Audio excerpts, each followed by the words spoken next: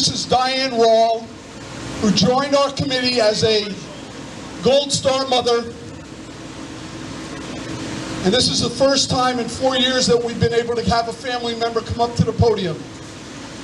So please give me a round of applause and welcome Mrs. Rawl.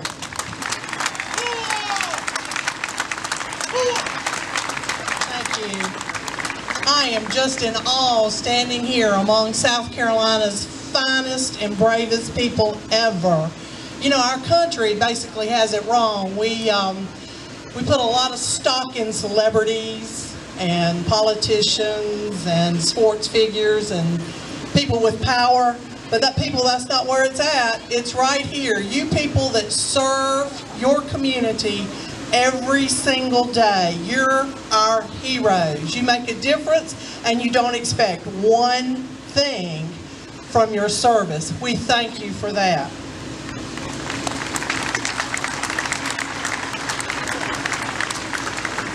Tonight, as you run for your brothers and sisters who have fallen in the line of duty, whether it's firemen, law enforcement, first responders, or the military, I would like to ask three things of you.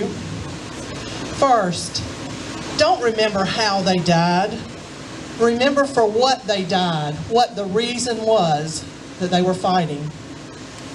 Second, don't remember their final actions. Remember their dreams and their hopes for the future.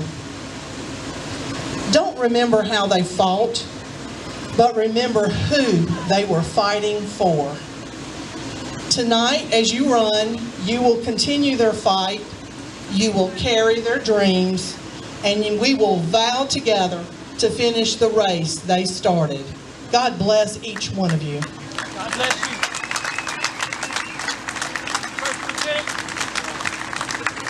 Thank you, Mrs. Rawl. And Fire Department of New York Honorary Battalion Chief, Mr. Dan Hennigan. Thank you. Ladies and gentlemen, freedom is not free.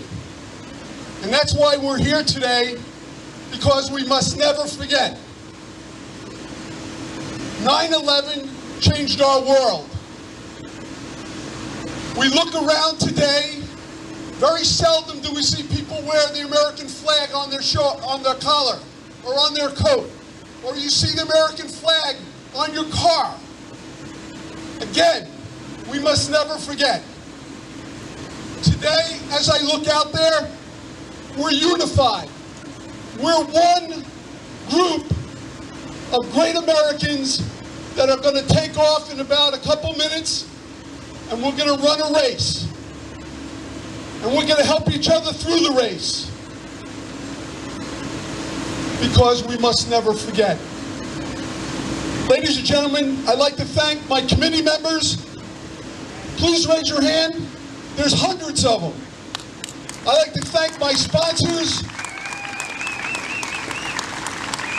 I would like to thank General Becker and General Livingston for providing the support so we can have events like this. I would like to thank and remember the family members that are here today that have lost their loved ones. Ladies and gentlemen, we must never forget. Have a great race. Godspeed. God bless America. God bless South Carolina. Thank you. A personal friend, a brother, an FDNY firefighter, battalion chief, who, if you might remember, White Knoll Middle School raised money to buy a fire truck for New York City Ladder 101. That fire truck has been under Chief Jack Ohm's control, leadership, and command ever since it was donated. Ladies and gentlemen, my good friend, my brother, Jack Ohm.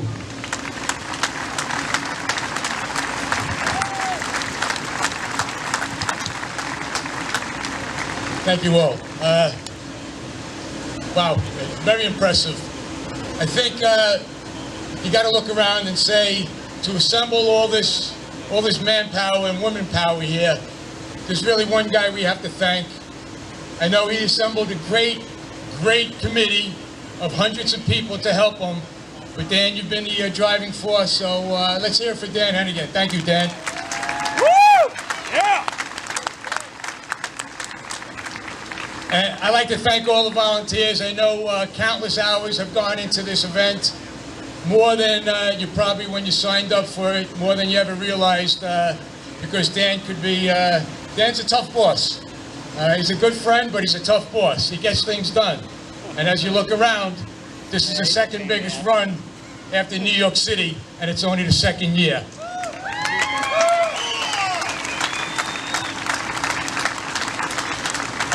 I'm going home tomorrow. I'm going to tell Frank we better do something special in New York, because in a couple more years, Dan might catch us. But that's a good problem to have. Dawn, you did a great job. You hit a key note. I traveled all over the country with this 9/11 exhibit that you see behind you.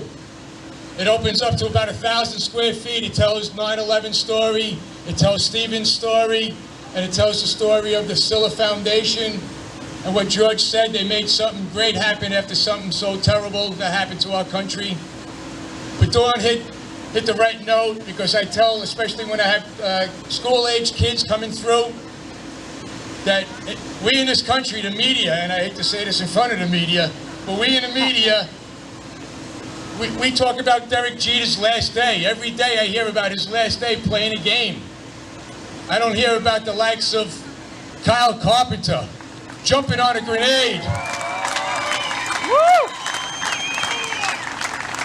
I don't hear about the 4 quadruple amputees that we've built houses for, smart homes all over the country. At last count, there's 43 triple amputees. We have to get these people's names in the paper. They should be our heroes. They should be making the big bucks. Not somebody catching a ball or kicking a ball or singing a good song. And they should get respected, but not more than our American heroes. So I'd like to say on behalf of my family and all of New Yorkers and all of Americans, thank you to the finest military this country, this world has ever seen.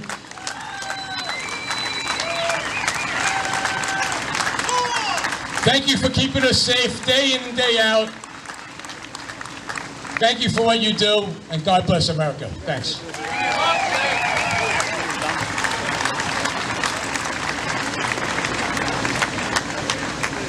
Kyle Carpenter Medal Honor recipient. Kyle is one of the most humble, appreciated, caring person that I've ever come across, and many of you who have met Kyle will articulate exactly what I just said. Kyle doesn't see himself as anybody different. Kyle just wants to get on with his life at USC and kind of be left alone.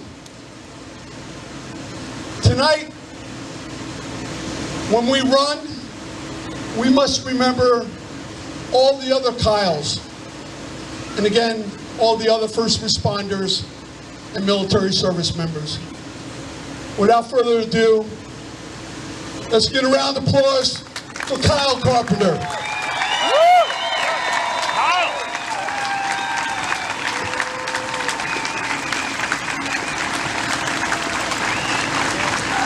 Thank you so much.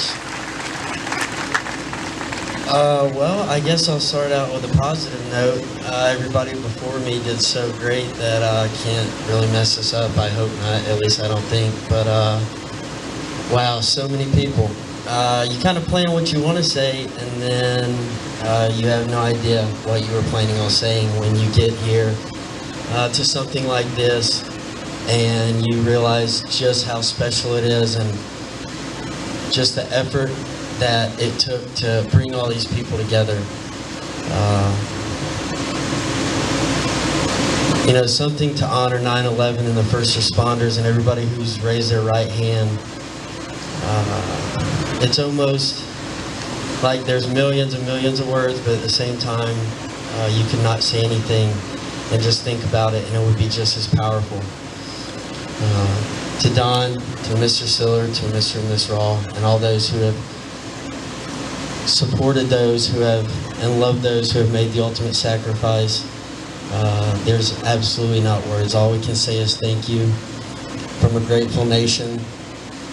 It's because of wonderful people like those that made the ultimate sacrifice that you loved, that we're able to stand here and have these freedoms and have these great times with friends in our community and not have to worry about running this race and stepping on a landmine, or running this race and looking out for the girl or guy to the right and left of you and just hoping that they make it through and hoping that you make it through. Freedom is a very powerful and a very beautiful thing, and a lot of people sacrifice a lot for it.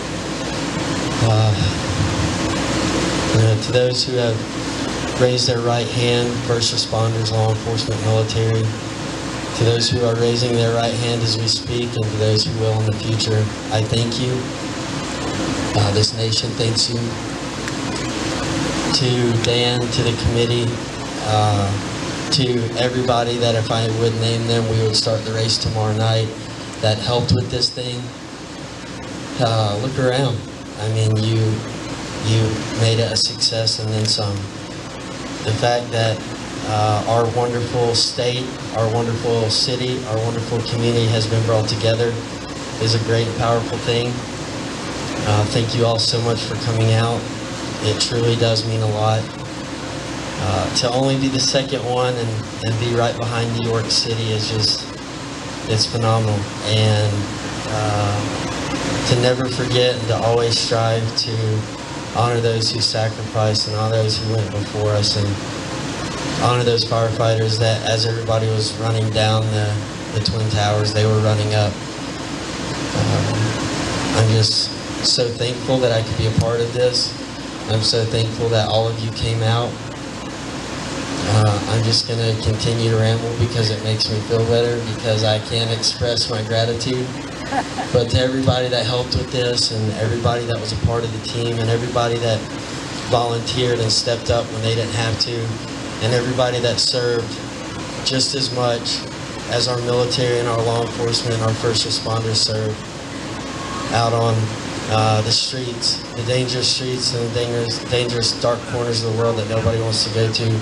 You served your community just as honorably, and that is absolutely just as important back here on the home front. So to the families that stick beside those who serve, I thank you. Also, you absolutely don't get enough credit and don't get enough spotlight. I know, and you know, my family, it's been a wild and crazy and a hard and a great past 3 years, since 4 years now since being injured.